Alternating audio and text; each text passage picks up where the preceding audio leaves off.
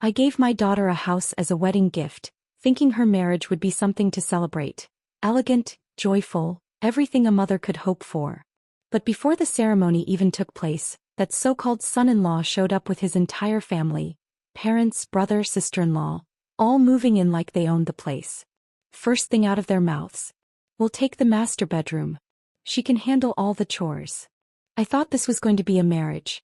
Turns out they saw my daughter as nothing more than a live-in maid. But here's what they didn't see coming. They got smug way too soon, and realized far too late. My daughter is no one's stepping stone. And in the very next breath I made sure every last one of them shut their mouths. My daughter's boyfriend, Curtis Miller, seemed like a decent guy. Polite, attentive to Natalie, the kind of boyfriend any parent might cautiously approve of. But his family. That was another story. No house, no car, and certainly no financial contribution to the wedding. His parents lived in a remote town working as farmhands, while his brother and sister-in-law barely scraped by with odd jobs in the city. Thomas and I had our doubts about this relationship from the start. But Natalie was in love. Deep, stubborn, hopelessly in love. She pleaded, coaxed, and insisted until eventually we caved. Wanting to ensure she wouldn't struggle after marriage, we gifted her a beautiful house in the Boston suburbs. A standalone home fully renovated down to the last detail. Thomas personally oversaw everything, pouring hundreds of thousands of dollars into custom designs, hand-picked finishes, and the best contractor's money could buy. On the day the renovations were completed, he was so excited he practically dragged me to see the final result. But before we even stepped inside, an unmistakable shrill voice rang through the house. "My God, is this neighborhood a prison? Every house has its doors shut. How am I supposed to visit the neighbors if no one leaves their doors open? Curtis, go tell them to be more neighborly and stop shutting everyone out.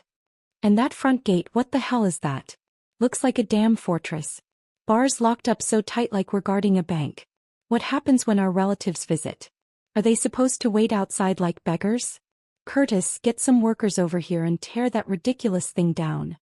I didn't even need to see her to know. It was Curtis's mother, Mrs. Miller. A slow, simmering anger started to build in my chest. Curtis had brought nothing to this marriage. Not a home, not a car, not even an engagement ring. Natalie had quietly bought one herself just to keep us from worrying, claiming it was from him. Of course we found out later. But in the end Thomas and I chose to let it go. At least we thought they loved each other. What infuriated me most was how his parents reacted when they found out. Instead of gratitude or embarrassment, they scoffed, calling Natalie wasteful. A ring was just a formality, they argued. Why throw money away on something so unnecessary? And now, standing at the threshold of this house, our house, listening to this woman complain like she was inspecting some run-down motel, I could feel my patience wearing thin. Natalie, ever the peacemaker, attempted to keep things civil. "Mr. and Mrs. Miller, there's a wonderful community center nearby. If you're looking for company, there are game nights, social events, lots of opportunities to meet people." Mrs. Miller wrinkled her nose. "Card games? Please. You think we haven't played cards before?" Then, as if we were invisible, Curtis's parents wandered off to explore, peeking into rooms, inspecting furniture, acting like they already owned the place. Not a single word of greeting. Not a glance in our direction. Natalie froze, caught between politeness and disbelief. Even Thomas, usually the calmer one, looked completely thrown. Sensing my expression darken, Curtis rushed over, whispering, "Mr. Dawson, Mrs. Dawson, I know my parents can be lively. They just speak loudly, that's all. But please, I promise, they really do love Natalie." Before I could respond, a loud, booming laugh echoed from the master bedroom. "Now this is a damn fine room." Mr. Miller's voice. For a split second I allowed myself to hope. Maybe, just maybe, they were finally appreciating what we had done for Natalie. Then I stepped inside and my breath caught in my throat. There was Mrs. Miller, sprawled across the brand new bed like she owned it, legs crossed, shoes still on. The fresh, crisp sheets were already streaked with dirt from the soles of her worn-out sneakers. And next to her, Mr. Miller, casually lighting a cigarette, inside my daughter's new home. Before I could even speak, he pressed the burning tip against the solid wood nightstand, snuffing it out like it was an old ashtray. A dark, charred mark immediately appeared on the polished surface. Thomas's jaw clenched so tightly I thought he might crack a tooth. Natalie, visibly embarrassed, nudged Curtis, silently begging him to intervene. But he only lowered his head, shoulders hunched, looking like a scolded child. Not a word. Not a single protest. And then, as if the audacity wasn't already at its peak, Mr. Miller stretched his arms, let out a satisfied sigh and said, "This room is perfect. Lots of sunlight, great view. We'll take this one." I nearly swore out loud. For a moment I thought maybe I'd misheard. Maybe my ears were playing tricks on me. But no. They had just waltzed into my daughter's home, taken one look around and decided to claim the master bedroom. Thomas, Natalie, me. All three of us stood frozen, too stunned to speak. This wasn't a misunderstanding. This was an invasion. Mr. Miller strolled out of the master bedroom, barely acknowledging our presence, and wandered into one of the smaller rooms. His eyes swept across the space before he nodded in apparent satisfaction. "This one's perfect. Just right for our grandson." He turned to Curtis without hesitation. "Call your brother, tell him to cancel his lease. He and Jenna should move in with Luca right away." Then, as if deciding the matter was already settled, he continued, "We'll put the house in Travis's name. That way Luca will have a stable home when he starts school here. As for you and Natalie, you can come back and live here once you have kids. Until then, no rush." I felt my last shred of patience snap. I opened my mouth to speak, but before I could, Thomas grabbed my wrist, giving me a small shake of his head. He wanted to see if our daughter could handle this herself. If she couldn't set boundaries now, what future could she possibly have with this family? I exhaled sharply and turned my gaze to Curtis. The boy who had always seemed well-mannered, well-spoken, respectable in our presence, stood there with his head down, spine curled inward, not uttering a single word. A puppet without strings. Natalie, however, had reached her limit. Her voice turned cold. "This house was a gift from my parents. It's not a boarding house for your entire family. Don't you think you're crossing the line?" The room tensed. Mr. Miller's expression darkened, a puff of smoke shooting aggressively from his nostrils as his voice sharpened. "Your house." His lip curled. "You really think this place belongs to you? This is my son's home, which means it's our home. And you have the nerve to talk back to your future father-in-law before you're even married? What, you planning to throw us out once you've got a ring on your finger?" He let his gaze sweep over the room, then scoffed. "Travis is still wasting money on rent every month. This house is huge. It's a shame to let all this space go to waste. Why shouldn't they move in?" Mrs. Miller chimed in instantly, her voice taking on a shrill edge. "I get it, I do. It's your wedding house. But be honest, isn't it a little ridiculous? Two people living in a whole damn mansion." She jabbed a finger toward the smaller room. "What's the big deal if Lucas stays here? You don't even have kids yet. Why let a perfectly good room sit empty?" Then, as if this was all some grand act of generosity, she added, "We're not trying to take advantage of you, sweetie. We just don't want you two struggling alone. We came here to help, to support you. You should be grateful." And then, as if sensing how icy our expressions had become, she turned her focus to Natalie and smirked.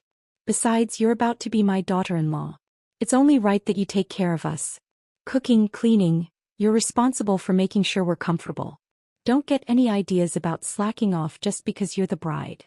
My fingers curled into fists. Natalie's hands trembled at her sides, her breath coming sharp and fast. And still Mrs. Miller wasn't done. "Honestly, looking at you, I can tell you're not much of a housekeeper. Why don't you save yourself the trouble and have your father hire a maid to take care of us instead?" Natalie's entire body stiffened. Tears welled in her eyes, but instead of falling, they burned, hot, angry. And then finally she snapped. "If you want a house in the city, if you want to be taken care of, pay for it yourselves. Stop expecting my parents to hand you everything." A thick, uncomfortable silence crashed over the room. Mrs. Miller's face twisted in fury. "Curtis, are you hearing this? This is the woman you're about to marry, talking like we're some kind of beggars. Since when did her family's money become more important than ours? A married couple shares everything, doesn't she understand that?" Curtis's face paled. His voice rose in alarm. "Natalie, you can't say things like that. Apologize to my parents." Natalie's sharp gaze turned on him, her voice as cold as steel. "Curtis, if you actually believe that, then take your parents and get out of my house. My parents bought this for me. Not you. Not them." Curtis's hand shot out, grabbing her wrist. Natalie, come on. You always throw these little tantrums and I always let it go. But can't you show my parents just a little respect? Natalie yanked her arm away, turning her back on him completely. Mrs. Miller let out a bitter laugh. You should be grateful to be marrying a man like Curtis. You think you're too good for us? Look at yourself. You're selfish, spoiled, and completely lacking in respect. Frankly, I don't think you're even good enough for my son. She spun toward Curtis, eyes blazing. Do you see now? She looks down on us just like all these city folks do. Natalie met her glare head-on, voice steady. We're not even married yet and you're already trying to claim what isn't yours. That's not family, that's greed. Curtis wiped his forehead, his face tense. Natalie, that was way out of line. You need to apologize. Mr. Miller took a slow step forward, exhaling smoke in our direction. His gaze settled on Thomas and me, his voice curling with mockery. Thomas, I have to ask, how exactly did you raise your daughter? Because I'm seeing a serious lack of discipline here. She's got no respect, no humility. Always throwing around my house, my house. It's exhausting to hear. He took another drag from his cigarette, exhaling slowly. You wouldn't be looking down on us country folk now, would you? His eyes narrowed as he added almost lazily, you know, Curtis didn't turn out like this on his own. He had to be disciplined as a boy. Tough love, real parenting. That's why he's polite, hardworking, humble. That's why he has a future in the city. He smiled, but it was sharp, humorless. Once your daughter marries into our family, she'll learn her place too. Curtis will teach her how to behave. He'll make sure of it. Curtis stood frozen beside him, silent. And then he nodded. A small, nearly imperceptible movement. But I saw it. We all did. And in that moment, something in Natalie's eyes changed. Thomas stared at the Millers, completely stunned. In all his years he had never encountered a family this brazen, this shameless. I couldn't hold back anymore. The rage surged to my head and I let it explode. How we raise our daughter is none of your damn business. And you have the audacity to lecture us. I stepped closer, my voice sharp and unwavering. You couldn't contribute a dime to the wedding. You don't have a house. You don't have a car. You brought absolutely nothing to this marriage. And now you have the nerve to act like this house belongs to you. I glared at Curtis. Your son, what exactly does he bring to the table besides obedience? He relies on us for everything, so tell me, where does he get the right to make demands? The Millers stood there, momentarily stunned, as if no one had ever dared put them in their place before. Then after a beat, Mr. Miller snapped. Enough. You done talking? So what if we don't have money? Your daughter wasn't exactly hard to win over, was she? She practically threw herself at Curtis.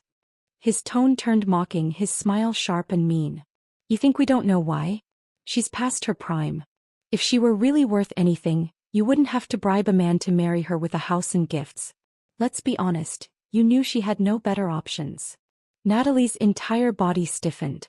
Her hands curled into fists, her chest rising and falling with rapid breaths. I knew what she was thinking. For years she had worried about Curtis feeling insecure. She never flaunted her family's wealth. She never bought herself luxury items around him.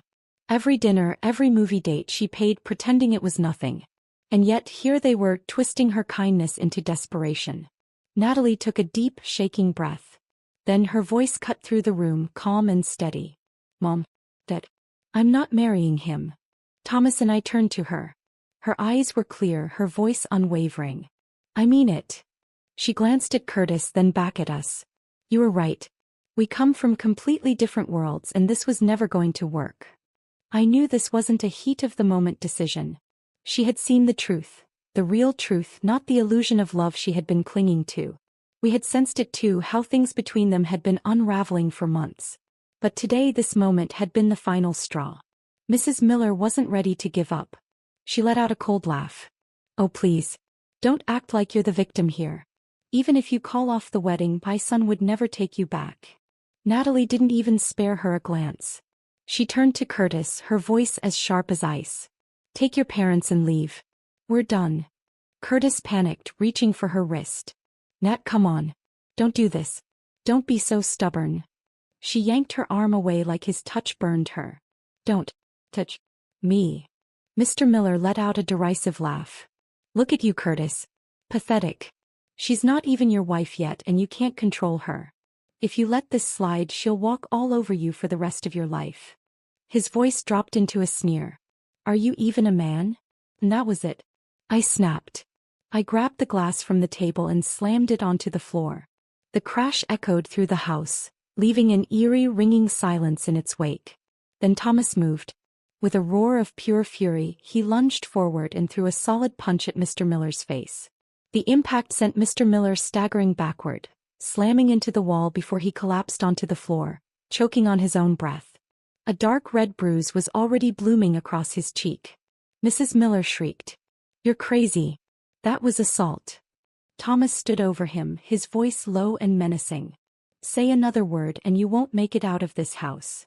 Curtis stood frozen, his face ghostly pale. He didn't dare move. I stepped forward and for the first time Curtis looked afraid. His voice wavered. I only said that because she was disrespecting my parents. If she apologizes, maybe we can just forget about all this. Before he could finish, Thomas's palm cracked across Curtis's face, the force sending him stumbling backward onto the floor. A bright red handprint bloomed across his cheek. He clutched it, stunned, eyes wide in disbelief. You bastard, Thomas snarled. That was for Natalie. That was for every word you let them say about her. Curtis scrambled backward, his breath coming in panicked gasps, looking like a trapped rat. Mr. Miller, still dazed, started pushing himself up when Thomas turned back to him. Mr. Miller paled. You lay another hand on me, I'll call the cops. You'll go to jail for this. Thomas grabbed him by the collar and yanked him up, lifting him clean off the ground. Shut up. Mr. Miller struggled, his legs kicking helplessly, his shoes tumbling off. Let me go, you psycho. Thomas leaned in, his voice razor-sharp. I see you now for what you really are. Even if Natalie wanted to marry into your family, I would never allow it. Mr. Miller was shaking now, his bravado completely shattered. Thomas tightened his grip. My daughter is smart, beautiful, and capable. She doesn't need your son. In fact, she's too good for him. His voice dropped lower, more dangerous. You couldn't pay for a wedding. You couldn't buy them a house. And the moment you walked in here, you disrespected everything we gave them. You tracked dirt onto our floors, smoked in our rooms, and acted like we owed you something. So let me make this clear. He shoved Mr. Miller back, letting him drop to the floor like a discarded rag. We're not giving you a damn thing. Now get out of my house. Mr. Miller, now trembling, nodded furiously. Thomas kicked his shoe toward him. Pick it up and go. Mr. Miller scrambled to his feet, nearly tripping over himself as he ran toward the door. I crossed my arms, smirking. Look at him. Running off and leaving his wife and son behind. Mrs. Miller, still stunned, suddenly grabbed Curtis's arm and dragged him toward the exit. At the door, she couldn't resist one last parting shot. You'll regret this. Curtis could have any woman he wants. Girls would line up for him. Your daughter will end up alone. I took a step forward and she bolted. As they rushed down the steps, one of them must have tripped, because suddenly all three of them went tumbling down the front stairs, arms and legs flailing. The loud thuds echoed across the driveway. Thomas sighed, shaking his head as he watched them groan on the pavement. Serves them right. I had thought that once Natalie ended things with Curtis, she would finally be free of that family's nonsense and move on with her life. But clearly I had underestimated just how low they were willing to sink. That evening, when Natalie came home from work, she was visibly upset. She didn't say a word, just walked in and set her bag down with a deep sigh. I frowned. What's wrong? Without a word, she handed me her phone. He actually emailed me. Curtis. Natalie had already blocked him on every possible platform. Calls, texts, social media. Yet somehow he had found a way to weasel back into her life. Thomas and I leaned in, scrolling through the email. The subject line was simple. Natalie, since we've broken up, it's only fair that you pay me back what you owe. Thomas's eyebrows shot up. You borrowed money from him? Natalie let out a dry, humorless laugh. Check the attachment. We clicked on the file and my blood pressure nearly doubled. It was a spreadsheet. A meticulously organized, itemized list of every single dollar he had ever spent on her over the course of their relationship. Tuesday, Starbucks. 2 coffees. $11.80. Valentine's Day flowers. $20. Uber ride last weekend, $14. Birthday gift card, $200. Dining out 12 times, total, $1,770. Split evenly, $885. Line after line, neatly laid out, tracking a full year of expenses like she was some kind of investment he wanted a return on. And at the bottom in bold, total, $2,897.36. I'll be generous. Just send me $2,897 and we'll call it even. Thomas and I stared at the screen, utterly speechless. I could feel the heat rising to my face. My hands curled into fists. This man had no shame. Did he really think we didn't know the truth? For nearly every dinner, movie, or trip they had taken, Natalie had been the one pulling out her credit card. Curtis had treated our family to dinner once, and it was at a damn fast food chain. On his birthday, Natalie had bought him the latest iPhone, spending over $1,200. On her birthday, all she got was a $200 gift card. And let's not forget last year when his father had a health scare. I was the one who went to the hospital with a $1,500 gift. But now he wanted to bill her? The audacity. And to top it all off, the email ended with a not-so-subtle threat. If you don't pay up, I'll have no choice but to go to your workplace and settle this in person. Settle what, exactly? This wasn't just absurd. It was pathetic. The moment the elevator doors slid open, I immediately knew something was wrong. A crowd had gathered near the lobby, murmuring and pointing toward the entrance. The air buzzed with anticipation like people were watching some kind of spectacle. And right in the center of it all, Curtis and his parents. Curtis himself was hunched in the corner, his head down as if trying to shrink out of sight. But his parents, they were shouting like they were leading some kind of street protest. Mrs. Miller's shrill voice rang through the air. "Where is your supervisor? I want to see a manager. We're here for Natalie, she owes my son money and refuses to pay up." The gathered employees exchanged puzzled glances, whispering among themselves. More people trickled in, drawn by the commotion. And then, the moment Natalie and I stepped out of the elevator, the entire floor fell silent. All eyes snapped to us. Mrs. Miller, spotting Natalie, immediately pointed a finger and raised her voice another octave. "Everyone listen up. This woman, your coworker, dated my son for a whole year. She spent his money, enjoyed his generosity, and now that they've broken up, she thinks she can just walk away without paying him back? You tell me, is that fair?" The whispering resumed, louder than before. "Wait, is that true? I thought she came from money? Isn't her dad some executive at Granite Group? What if all that was just an act?" Natalie's entire face turned red. I could feel her shoulders trembling. She had never been in a situation like this, humiliated in public, treated like some con artist. She had always been poised, professional, well-respected. And now, in an instant, Curtis's family had reduced her to a spectacle. I stepped forward, gently placing a hand on her back, reassuring her. "I had this." I squared my shoulders, crossed my arms, and fixed my gaze on Mrs. Miller. And just like that, the moment I stepped in, their arrogance wavered. They had already felt Thomas's wrath once before. They knew what I was capable of. Still, Mrs. Miller puffed up her chest, trying to salvage her performance. "We just want what's fair. Your daughter owes my son money and we're here to collect." I arched an eyebrow, my voice cool and cutting. "Oh, since we're making such a public scene, let's clarify. Exactly how much does she owe you?" Mrs. Miller hesitated for half a second, then straightened her back. "A lot. A lot of money." "How much exactly?" I pressed. She flinched slightly, but then squared her shoulders and practically shouted. $2,897.36. The room froze. A beat of complete silence. And then, a burst of laughter. "Wait, what? This whole mess?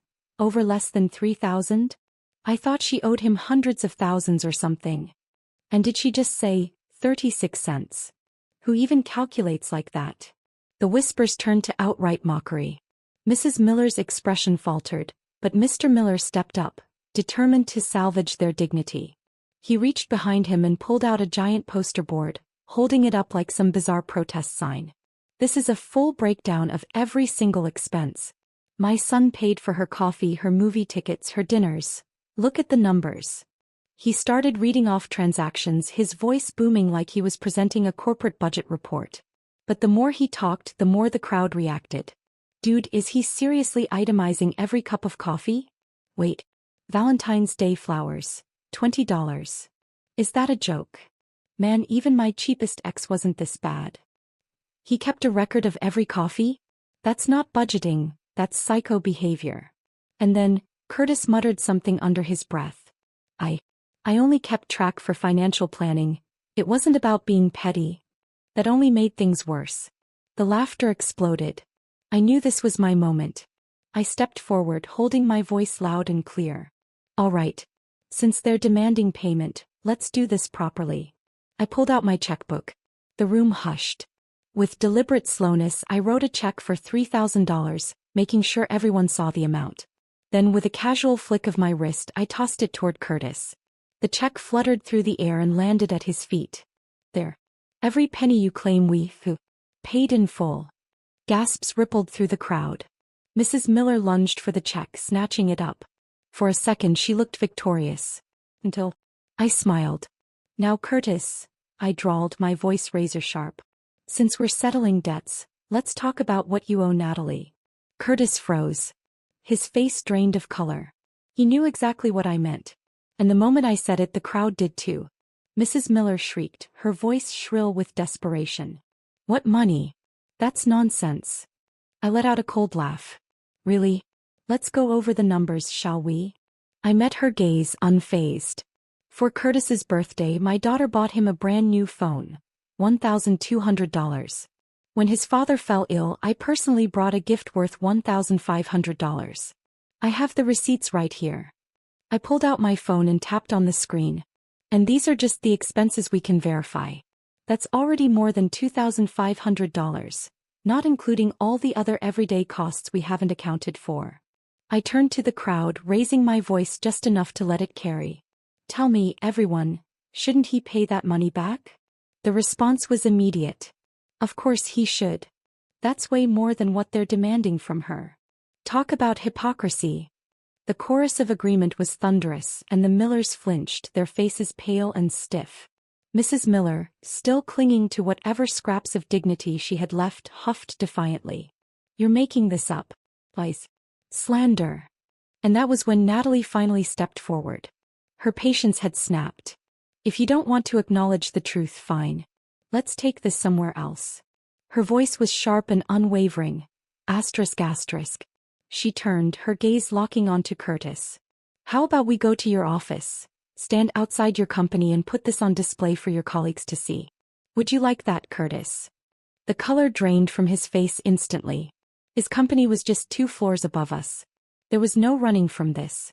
Mrs. Miller's face twisted in fury. You ungrateful little.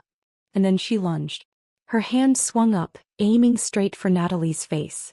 But I was ready this time. The moment her arm moved, I stepped forward, placing myself between them. My voice was low, calm, and unwavering. You better put that hand down. A chilling silence settled over the room. Mrs. Miller's arm froze midair. Her face locked in a stiff, stunned expression. I didn't blink. I didn't waver. I simply stared her down. And then, slowly, deliberately, I shifted my gaze to Curtis. You came here to cause a scene, but all you've done is tear apart whatever little dignity you had left. Curtis stared at the floor, silent, defeated. I took a deep breath and then turned to the gathered employees. But instead of addressing them, I spoke to Natalie. Let's go. We're taking this to his company's management and handling it professionally. No yelling. No threats. Just calm, decisive action. Without another word, we turned and walked toward the elevator. We didn't look back. We didn't need to. The damage had already been done. The supervisor arrived quickly, his expression polite but puzzled. Can you tell me what's going on? He asked, glancing between us and the growing crowd. I pulled out Curtis's own email, the one he had so eagerly sent demanding money. Holding it out, I calmly summarized the situation. We're not here to argue. My voice was steady, unwavering. We simply want a fair resolution. The supervisor skimmed the email, his frown deepening as I continued explaining. Then just as I finished, one of his assistants stepped up and whispered something in his ear. His eyes flickered toward me, a shift in his demeanor almost instantaneous. "Excuse me, are you Mrs. Dawson from Granite & Co.?" I nodded, offering a composed smile. "That's me." Immediately his posture straightened.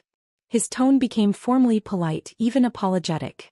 "I sincerely regret that this situation has escalated to such a level. Our company takes professionalism and ethical behavior very seriously. I'll be speaking to Curtis privately to address this." Then he turned to Curtis, and his tone hardened. "Curtis, I am truly disappointed. Keeping detailed accounts of personal expenses, demanding repayment after a breakup, and causing a public disturbance outside another company's office? This is completely inappropriate." Curtis's face went ghost white. He opened his mouth, scrambling for an excuse. I didn't think it would turn into this. The supervisor cut him off. "You have not only embarrassed yourself, but you've also damaged this company's image. This will be reported to HR." Curtis visibly shrank, his head dipping lower and lower, his hands twisting together as he nodded weakly. His arrogance, his entitlement, completely gone. I nodded, offering the supervisor a polite thank you. It was done. I turned to Natalie, ready to leave. But just as we took a step. "Wait. This isn't over." The sharp, grating voice of Mrs. Miller sliced through the air. I paused, then slowly turned back, fixing her with a calm, unreadable stare. I didn't need to say anything. Because at that moment, everyone knew exactly who had already won. A few weeks passed and life finally seemed to return to normal. Natalie settled back into her routine. Work, coffee dates with friends, weekend yoga sessions. She looked better, lighter, no longer carrying the weight of past stress on her shoulders. Thomas and I had an unspoken agreement not to bring up Curtis or anything that had happened. We didn't want to risk reopening wounds that were still healing. He was doing well. At least in front of us, she made sure everything appeared in order. Until that night. She walked in with takeout in hand, but something in her expression was off. I glanced at her while setting the table. "Work okay?" I asked, keeping my tone casual. She hesitated, then wordlessly handed me her phone. He reached out again. The screen displayed a text from an unknown number, but the words were painfully familiar. "Curtis. Natalie, I've been thinking a lot lately. I know I messed up. I shouldn't have listened to my parents, and I should never have taken my frustration out on you. I have nothing now, but I want to start over. Will you give me another chance?" I exhaled slowly and looked up at her. "This is the third one." Her voice was quiet. "I haven't responded." I nodded. "Good. Silence is the clearest answer." She sighed. I don't understand. Is he actually sorry, or does he just hate losing?" "Probably both," I said, my voice even. "But that's not your problem anymore. His growth isn't your responsibility." She stared out the window, saying nothing. I knew her heart wasn't wavering. It wasn't love she was struggling with. It was habit. The emotional residue of investing so much into someone, only to realize they were never worth it. Then just a few days later, things took a turn. That evening she walked in with a different look. Not sadness, but something colder. Sharper. She set her phone on the counter. "Mom, look at this." I picked it up, and the moment my eyes landed on the screen, my stomach twisted. A social media post. An anonymous message. Attached was a blurred photo and edited video clips, carefully pieced together to paint a false narrative. The caption was nothing short of vicious. "Real-life gold digger. Extorted her ex after the breakup. Bragged about her wealthy background. Guess she's not so untouchable now, huh?" A slow, simmering rage built in my chest. "Do we even need to guess who did this?" She shook her head. "I can't trace the account, but look at the content. These pictures, these clips. It's all from Curtis. He cropped himself out, used an anonymous account, but we both know." I clenched my jaw. "So now he's resorting to this." She let out a slow breath, the exhaustion settling in. "I just wanted to move on. Why can't he let me?" I took her hand, squeezing it firmly. "Because he's not stuck on you, he's stuck on his own ego. He's not capable of moving forward, so all he knows how to do is drag people backward."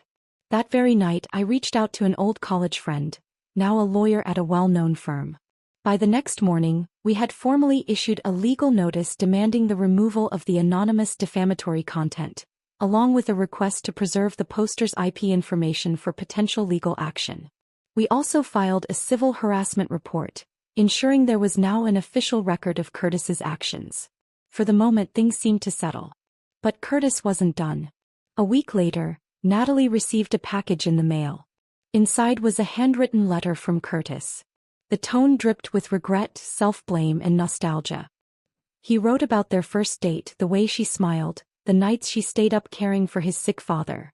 Every line carefully crafted to tug at her emotions. But then the last few sentences revealed the truth. I can't accept you walking away completely. You know I have nothing left. You were my only light. If you don't come back, I don't know what I might do. This wasn't an apology. This was emotional blackmail. My expression darkened as I read the final words. Without hesitation, I called our lawyer and started the process to file for a restraining order. That afternoon, Natalie and I went to the courthouse together. She sat on a bench, gripping the letter so tightly her knuckles turned white. Mom. Her voice was quiet, strained. I know I'm handling this the right way. But why does it still feel so exhausting? I placed a hand on her shoulder. You're not tired. You're healing. And that takes time. But you're already doing everything right. She exhaled slowly, then met my gaze. For the first time, there was no hesitation in her eyes. I won't let him hurt me again. I smiled. That's my daughter. A few weeks later, the court officially approved the temporary restraining order, legally barring Curtis from contacting or approaching Natalie in any way. We also provided all supporting evidence to Granite & Co.'s legal team, ensuring there was a record on file in case of any future issues. This time we weren't waiting for him to apologize. We weren't giving him a single chance to reappear in our lives. Natalie had finally broken free. She was no longer the girl who tiptoed around someone else's emotions. No longer the girlfriend who compromised, apologized, or tried to fix someone who refused to change. She had stepped fully into her own life. And without realizing it, she had begun to move beyond the limits she once set for herself. She poured herself into work, no longer letting emotions derail her focus. Instead of hesitating, she took on multiple projects at once, proving her ability to thrive under pressure. She knew what she wanted, and more importantly, what she no longer needed. Then came the regional business conference. Granite & Co. chose her to represent the firm at a major industry networking event. She took the stage, standing tall, delivering a presentation with confidence and precision. The audience, executives, investors, and industry leaders, listened. They nodded in approval. And by the end, several corporate representatives from across state lines approached her, eager to exchange business cards, hoping to explore future collaborations. That one event subtly but irreversibly shifted the course of her career. And with it, her life. At a casual networking luncheon after the conference, Natalie was introduced to Ethan Parker. Ethan was one of the co-founders of East Bay Capital, a MIT graduate, and a member of a well-known San Francisco business family. But unlike the arrogance often associated with privilege, he was thoughtful, articulate, and composed. Their conversation was brief. No unnecessary small talk, no intentional exchange of contacts. Just a natural, unforced discussion before they both moved on with their day.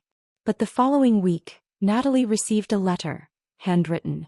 It wasn't a grand declaration, nor an eager invitation. It was a genuine thank you note, acknowledging the strength of her presentation and offering insightful feedback on her business model. Along with it, he included a book on leadership and strategy, something he thought she might find interesting. She was surprised. Impressed even.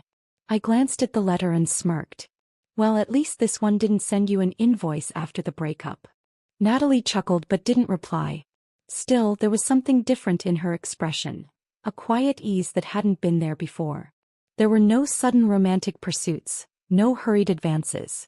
Over time, their conversations became more frequent but never forced. They exchanged industry insights, attended small business forums, and occasionally grabbed coffee to discuss market trends. Until one evening, Ethan was driving her home when he suddenly pulled the car to a stop. Turning to her, he said, I don't know how you feel about me. His voice was steady, sincere. But I want you to know I like you. Not because of your work, not because you're brilliant or independent. But because when I'm with you, it feels like life is something worth experiencing fully. Natalie froze for a second. She hadn't expected this moment. Not so soon, not so directly. She sat in silence, weighing his words, then finally she nodded. "I don't know what the future holds," she admitted softly. "But I'd like to find out." For the first time in her life, she entered a relationship without fear, without pretense, without hesitation. And to our surprise, Ethan soon introduced her to his parents. Mr. and Mrs. Parker were gracious, intelligent, and welcoming. They never pried into personal matters, never judged or scrutinized. Instead, they treated Natalie with the same respect they would any capable adult. At dinner, Mrs. Parker personally prepared a small dessert and smiled warmly.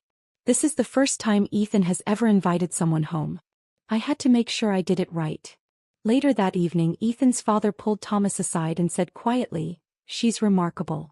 Smart, poised, and she knows her own mind. We're glad Ethan met someone like her." There was no entitlement, no grasping demands, no pressure for submission. Just a family that valued genuine connection and mutual respect. It was everything Curtis's family wasn't. And for the first time we could all see it. Natalie was finally in a place where she was safe. Where she was cherished.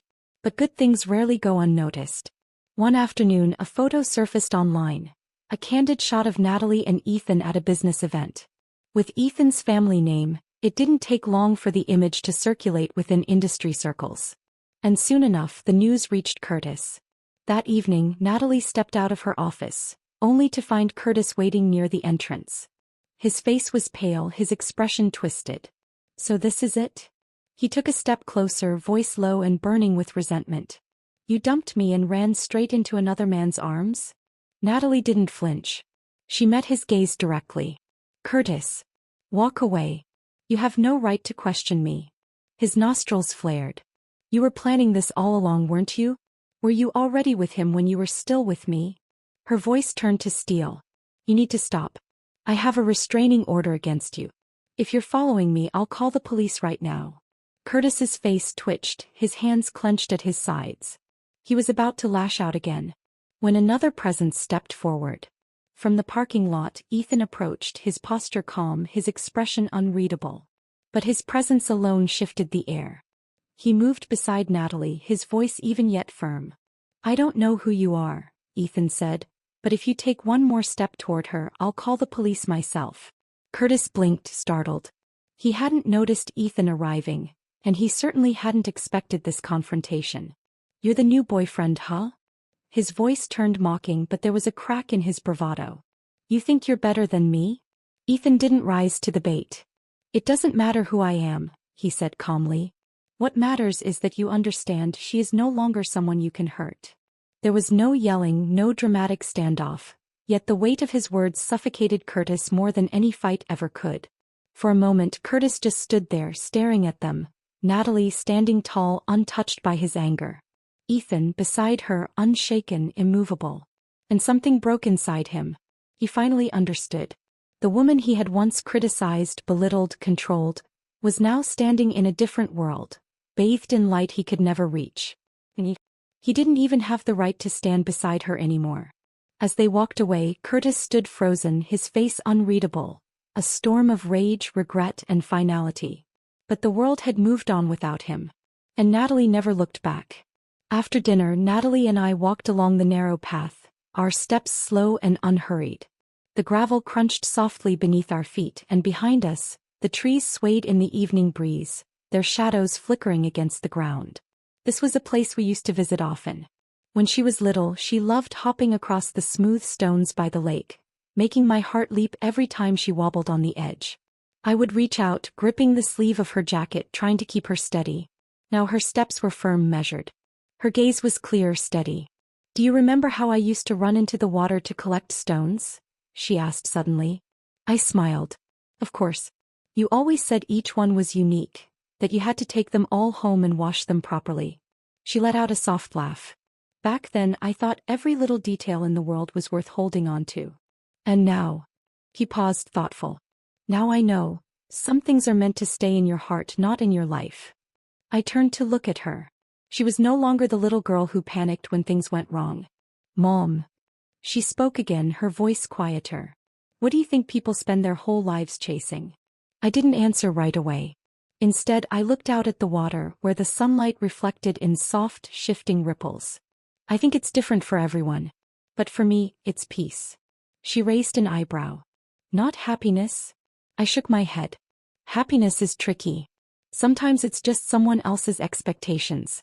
Sometimes it's just a fleeting rush. But peace? That's something you build for yourself.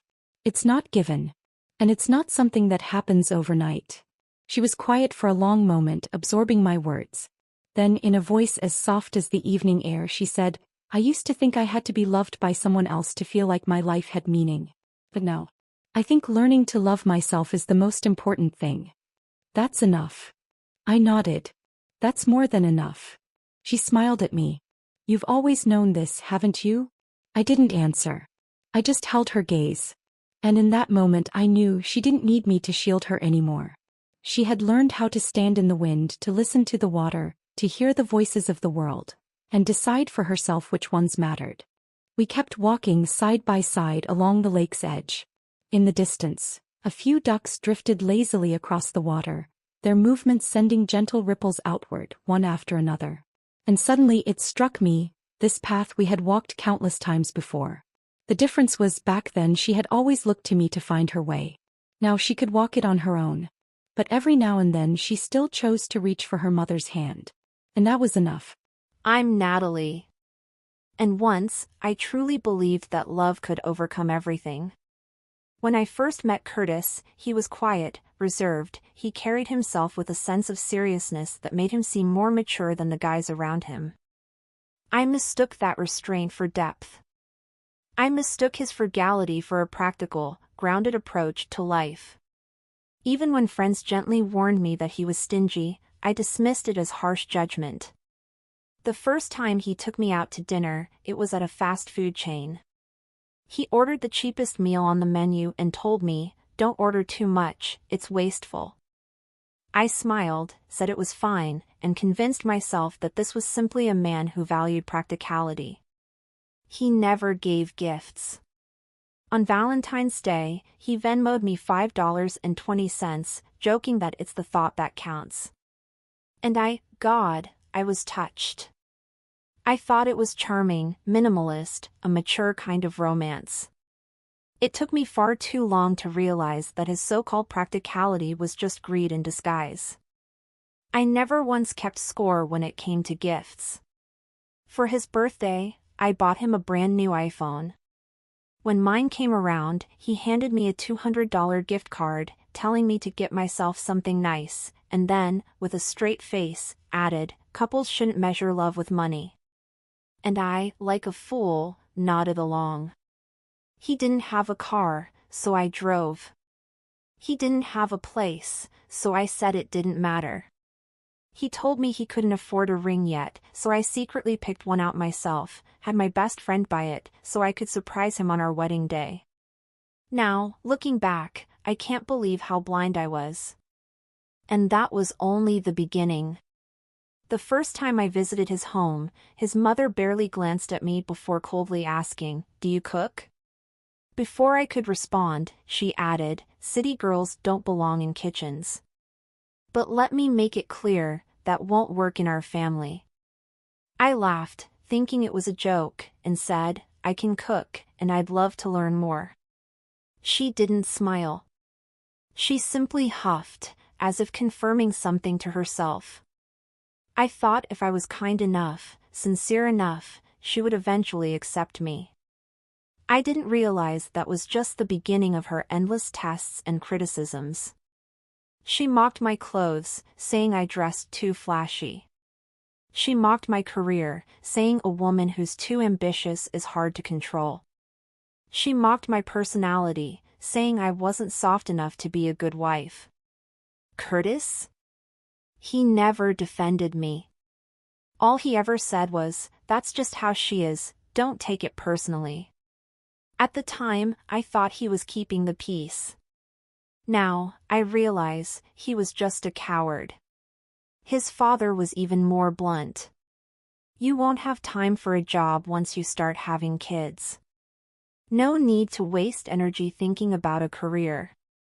They believed I shouldn't have personal ambitions, shouldn't have my own space, shouldn't even have my own opinions.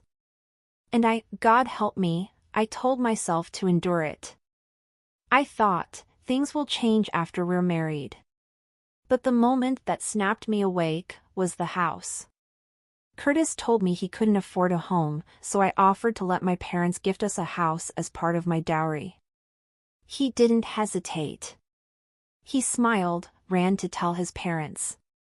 And that was when they showed their true colors. His mother immediately declared, "We'll take the master bedroom. The second bedroom will be for Luca, our grandson. And Travis and his family will move in, too." I tried to be rational. I tried to talk it through. She laughed in my face. "Your mother bought you a big house, that's lucky for you. But that doesn't mean you get a say in it." "Curtis?" He stood there, silent. Later, when I confronted him, he pulled me aside and whispered, "She's just talking, don't take it so seriously." And that was the moment I finally saw it. I was never their daughter-in-law. I was a resource. A house, a wallet, a convenient outsider who could provide, but never be respected. And the most absurd part? After we broke up, Curtis spread rumors at work, calling me cold, entitled, and materialistic. Then, he had the audacity to send me an invoice, listing every coffee, every meal, every ride he'd ever paid for, demanding I repay him $3,000. I laughed. I really laughed. The same girl who bought her own engagement ring was now being branded a gold digger? So I transferred the full amount to him. Not because I owed him, but because I wanted to shut the door on that chapter forever. And after that, his life unraveled. He was fired from his job. His family's reputation took a hit. Every resume he sent out was met with silence. People said he looked drained, miserable, lost. I wouldn't know. Because by then, I stopped caring. Sometimes, I think about the girl I used to be, the one who silenced herself for the sake of love, who sacrificed her boundaries, who kept convincing herself to endure just a little longer. And yes, it hurts to remember her. But more than anything, I feel free. Because now, I understand. A real relationship is not one person constantly making up for the other's shortcomings. I was never his savior. I was never his family's financial plan. I walked away. And I lived better. And him? He was devoured by his own greed, his own selfishness. This is my quietest, most dignified revenge. Not screaming. Not plotting. Not even hating. Just living a life he can never touch. This time, I bow to no one. This time, I walk forward only for myself.